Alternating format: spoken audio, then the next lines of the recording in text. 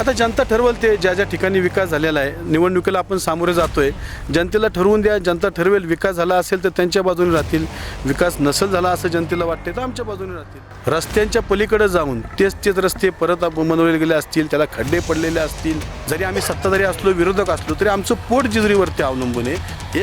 एक मित्र अजितदादांचा वादा, अजितदादा जे बोलतात ते करतात. का मागचे 5 वर्ष सोडले तर 30 वर्ष त्यांचं सत्ता इथं होती, परंतु ती विकासाची एक मानसिकता लागते की आपण जेजुरीचा विकास करायचा किंवा नाही करायचा. मग त्या मानसिकतेतनं तो विकास राहून गेला असेल. जेजुरीकरांनी त्याच्यामुळं त्यांना नाकारलं असेल आणि आम्हाला संधी दिली असेल 5 वर्ष. आमचं त्याच्याबद्दल काय मत नाही. जेजुरीकर ठरवणार आहेत विकास कोण करते, त्याच्यामागं जेजुरीकर खंबीरपणे उभा राहणार आहेत. एक सुंदर त्यांचं म्हणणं आहे की रस्त्याच्या पलीकडं, गटाराच्या पलीकडं बी काहीतरी असतं. तेच सांगतो आता की आम्हाला फक्त विकासाच्या मुद्द्यावरती तुम्ही निवडून द्या.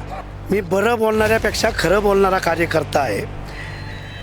अर्थमंत्री अजितदादा आहेत, पालकमंत्री अजितदादा आहे आणि तो खमक्या नेता आहे.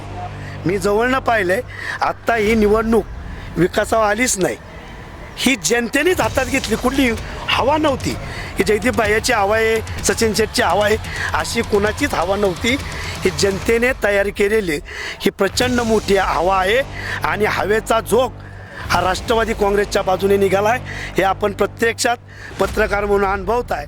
जेजुरीची हद्द 1 इंच न वाढवता तुम्ही डीपीआर तयारच कसा केला, त्याला मी विरोध केला होता. आता जे म्हणतात त्यांनी त्यांच्या हातात असताना का नाही केलं, जाणून बुजून त्रास दिला गेला आणि ते काम थांबवलं गेलं. त्याच्याबरोबर जे मंत्री आहेत त्यांचे कोणाचे काय काय धंदे आहेत त्याच्याशी आपल्याला बोलण्यात बसण्यात मजा नाही. छत्रपतींचा पुतळा कसा असावा आणि कुठे असावा हे बसवल्यानंतर ज्या दिवशी भूमिपूजन असेल त्या दिवशी तुम्हाला सर्वांना की माझी जेजुरी, ती आई बघती की माझी जेजुरी अशी अशी वाढत चालली, त्या आईसाहेबांचा पुतळा. पण जनता मी मगाशी म्हटल्याप्रमाणे सुज्ञान आहे. हवा कोणाची नाही आहे, जनतेला कळते आता कोण निधी देणार आहे आणि कोण काम करणार आहे. जे 5 वर्षामध्ये पाठीमागच्या काळात जे सत्तेधारी होते आणि त्याच्या आधी 35 वर्ष 40 वर्ष यांनी काम केलं, ह्या दोघांनी स्वतःला प्रश्न विचारावा की आपण जेजुरीमध्ये खरं काय केलं. एकदा शिवसेनेकडे सत्ता देऊन बघावी अशी मी तुमच्या माध्यमातून.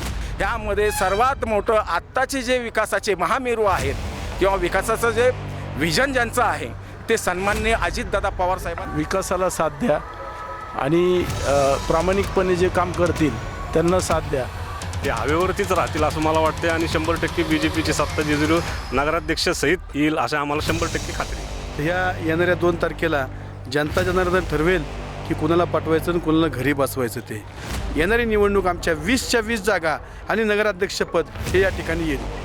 जिकडं गाव जाईल तिकडं सत्ता येणार. कुणाची गाव कुणाकडे? राष्ट्रवादी. आमचं असं मत आहे दोघांचे जे कमी पडते ते दोघांचे निम्मे आहेत.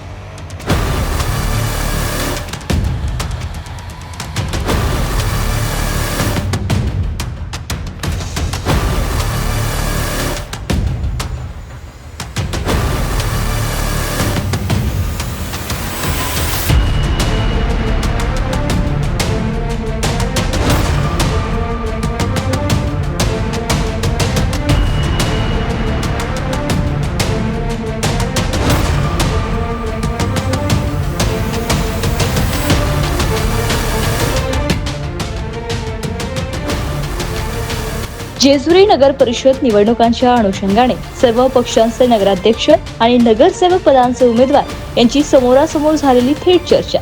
जेजुरीत हवा कुणाची पहा आज सायंकाळी 7 वाजता फक्त आपल्या महाराष्ट्र वार्ता न्यूज आणि लोकसेवक न्यूजवर.